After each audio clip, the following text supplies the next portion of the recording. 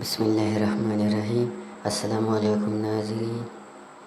ایک لڑکی کی شادی ہوئی۔ شادی کی پہلی رات دلہا کھانے کا بڑا سا تال لیے کمرے میں داخل ہوا۔ کھانے سے بڑی اشتہا انگیز خوشبو آ رہی تھی۔ کہنے لگا، آؤ کھانا کھاتے ہیں۔ بیوی بولی، میں نے دیکھا ہے تمہاری والدہ نے بھی کھانا نہیں کھایا، ان کو بھی بلا لو، پھر مل کر کھاتے ہیں۔ شوہر نے کہا، وہ سو گئی ہوگی، انہیں چھوڑو، ہم دونوں کھاتے ہیں۔ بیوی اصرار کرتی رہی، پر وہ اسی بات پر مصر رہا کہ امی کو رہنے دو۔ جب بیوی نے شوہر کا یہ رویہ دیکھا تو اسی وقت طلاق کا مطالبہ کر دیا۔ شوہر بڑا حیران ہوا۔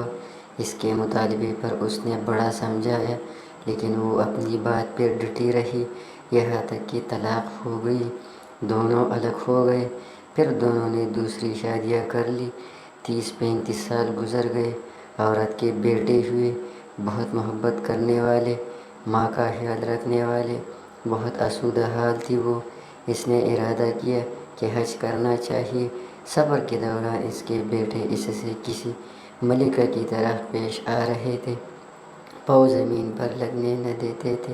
صحرائی سفر تھا۔ راستے میں ایک آدمی پر نظر پڑی جو بہت بری حالت میں بھوکا پیاسا، بال کچڑی، کپڑے پرانے۔ ایسی عورت نے بیٹوں سے کہا، جاؤ دیکھو کون مسافر ہے، اسے اٹھاؤ، ہاتھ منہ دھلا کر کھانا کھلاؤ، پانی پلاؤ۔ چنانچہ بیٹے گئے۔ ماں نے جیسا کہا تھا ویسا کیا۔ عورت کی جب اس پر نظر پڑی تو جان گئی وہ اس کا پہلا شوہر تھا۔ کہنے لگی، یہ کیا کیا؟ وقت نے تمہارے ساتھ؟ بولا، میری اولاد نے میرے ساتھ بھلائی نہیں کی۔ عورت کہنے لگی، کیوں کرتی کہ تم نے والدین کے ساتھ برا سلوک کیا تھا۔ میں اسی دن جان گئی تھی کہ تم ماں باپ کے حقوق ادا نہیں کرتے، اسی لیے میں ڈر گئی کہ کل کو میرے ساتھ بھی ایسا ہی ہوگا۔ یہ دیکھو آج میں کہاں ہوں اور تم کہاں۔ ماں باپ کے ساتھ برا سلوک اللہ کی نافرمانی ہے۔